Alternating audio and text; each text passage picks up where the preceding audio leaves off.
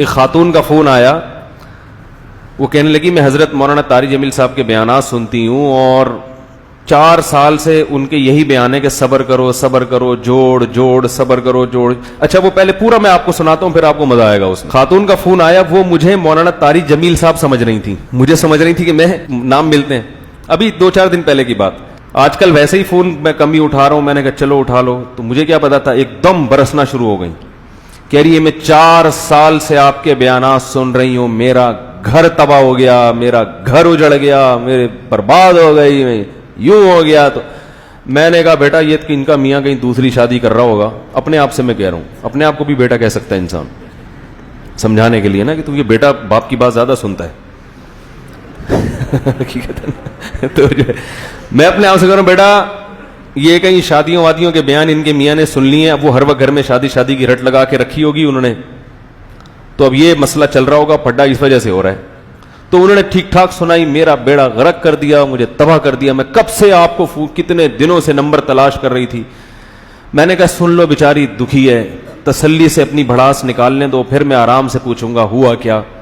پوری بھڑاس انہوں نے نکالی. تو میں نے کہا وہ آپ کے میاں نے میرے شادیوں پہ بیانات سنے ہوں گے, اس وجہ سے آپ کہہ رہی ہیں نہیں شادیوں وادیوں پہ تو نہیں, وہ تو کرتے رہے, مجھے اس سے کوئی وہ نہیں ہے. میں نے کہا پھر کہہ رہے آپ ہمیشہ جوڑ کی بات کرتے ہیں, برداشت کی بات کرتے ہیں, جوڑ برداشت. تو اس جوڑ اور برداشت کی وجہ سے میرا میاں اور میرا سسرال مجھ پہ حاوی ہو گیا. میں برداشت کر کے ساس, جو پورے الفاظ تو میں ان کے نہیں بیان کر رہا, اس کو یعنی ظاہر اب الفاظ تو مجھے پورے یاد نہیں ہوں گے نا, جو ان کے جذبات اور ان کے الفاظ وہ اپنی بالمعنی روایت کر رہا ہوں, کہ وہ میں برداشت کر کے بھئی اگنور کرو اور پس گئی ہوں میں, اور اب میری زندگی تباہ ہو گئی.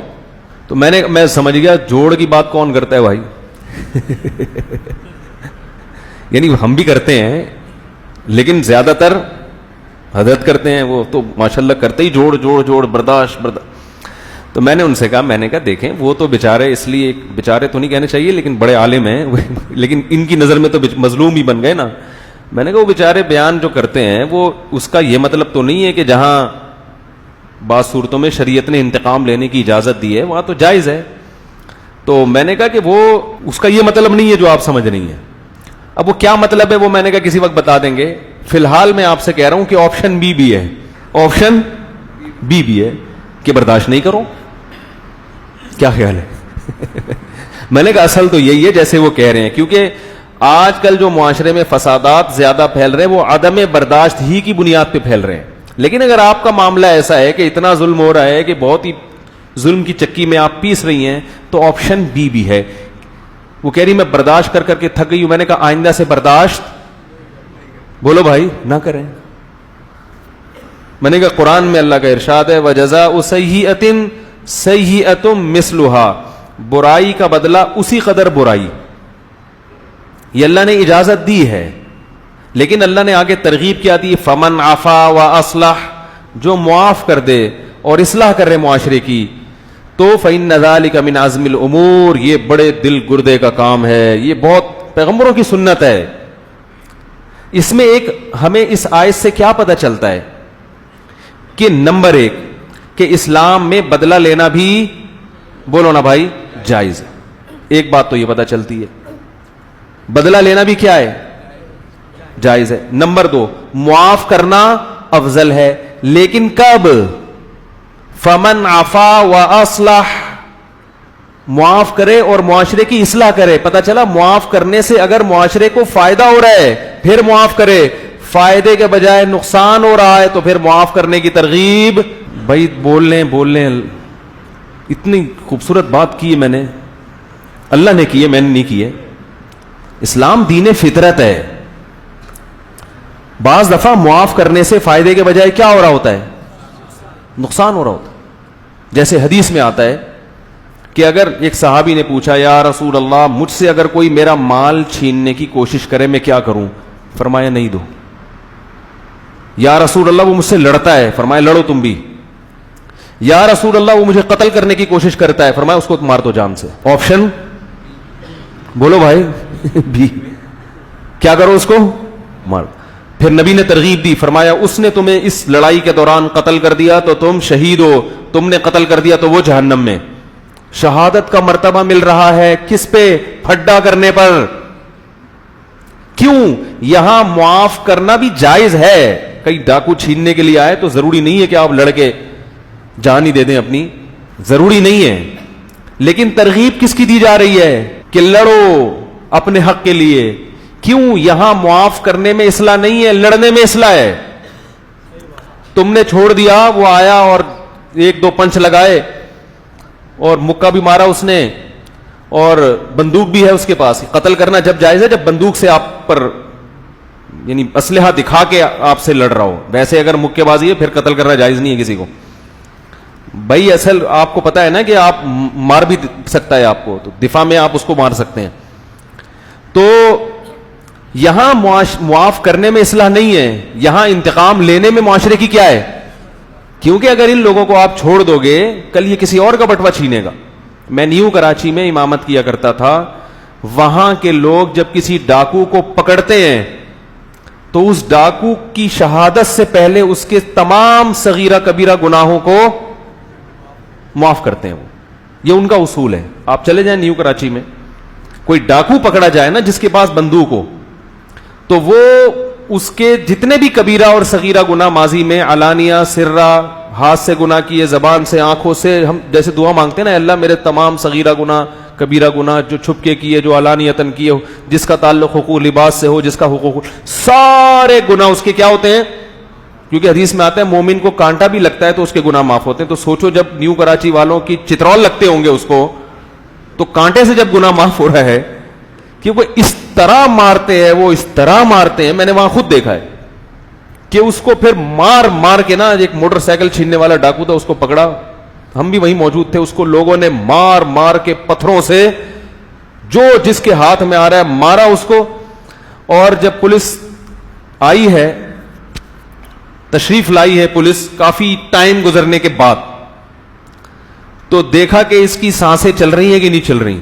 ان کو یقین ہو گیا کہ یہ تھوڑی دیر میں اس کا انا للہ ہونے والا ہے. تو انہوں نے کہا کہ جب مکمل انا للہ ہو جائے تو ہمیں اطلاع, کیونکہ اب لے جا کے نہ ہسپتال لے جا سکتے اس کو, ٹھیک ہے نا, اور کچھ بھی ہو سکتا ہے نا.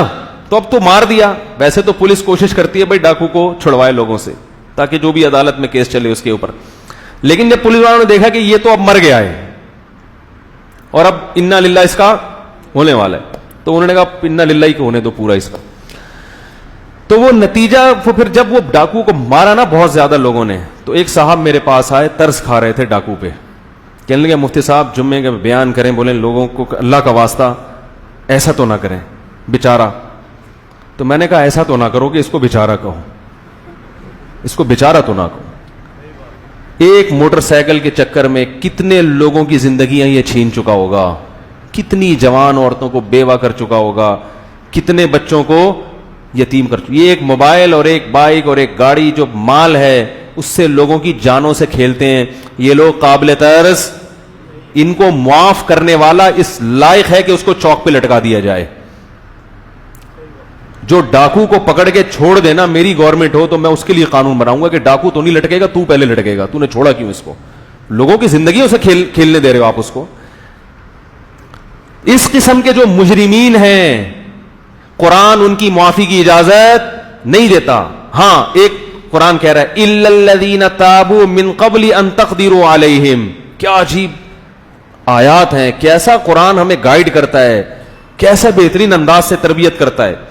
فرمایا وہ ڈاکو کہ گرفتار ہونے سے پہلے توبہ کر لیں. کیسے پیارے الفاظ ہیں بھائی. ایک آدمی گن پوائنٹ پہ لوگوں سے موبائل چھینتا ہے, موٹر سائیکلیں چھینتا ہے, پیسے چھینتا ہے, پکڑا گیا. اللہ فرماتے ہیں اس کی توبہ دنیا میں قبول, آخرت کے لحاظ سے تو ہے, دنیا کے لحاظ سے توبہ قبول نہیں, اس کو سزا ملے گی, قابل معافی نہیں ہے یہ. حتیٰ کہ عجیب بات آپ کو بتاؤں, جو لوگ گن پوائنٹ پہ لوگوں سے مال چھینتے ہیں, جن کو قطاع الطریق کہا جاتا ہے فقہ کی اصطلاح میں, جن کی قرآن نے سزا بیان کی ہے کہ جب یہ گرفتار ہو جائیں تو ان کو حکومت بھی معاف نہیں کر سکتی, اور جن لوگوں کا قتل کیا ہے نا انہوں نے, ان کے لواحقین بھی معاف نہیں کر سکتے. اگر قرآن میں ہر جگہ معافی ہی ہوتی, بس معاف کرنا ہے معاف کرنا ہے, تو قرآن ان سے معافی کا آپشن 100% ختم.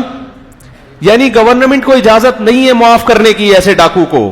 اسی طرح اس ڈاکو نے کسی کو قتل کر دیا ڈکیتی کے دوران, تو جو مقتول کے جو وارثین ہیں وہ بھی اس کو اگر معاف کر دیں تو بھی اس کو لٹکایا جائے گا. مشکل ہے بھائی. یہ آپشن بولو بھائی, یہ کون سا آپشن ہے؟ یہ بی آپشن ہے. یہ والا بھی ہے اسلام کا ایک رخ. وہ شکر ہے ہم نے اس خاتون کو صرف بی بتایا, سی والے کی طرف بولو بھائی. حضرت مولانا طارق صاحب تو وہ ظاہر ہے مسائل کی دنیا ایک الگ ہے اور فضائل کی دنیا ایک الگ ہے, تو فضائل کو زیادہ فوکس کرتے ہیں جو کہ کرنا بھی چاہیے, لیکن ہم تھوڑا سا یہ والا بھی آپشن بی اور سی کی طرف بھی لوگوں کی رہنمائی کرتے رہتے ہیں.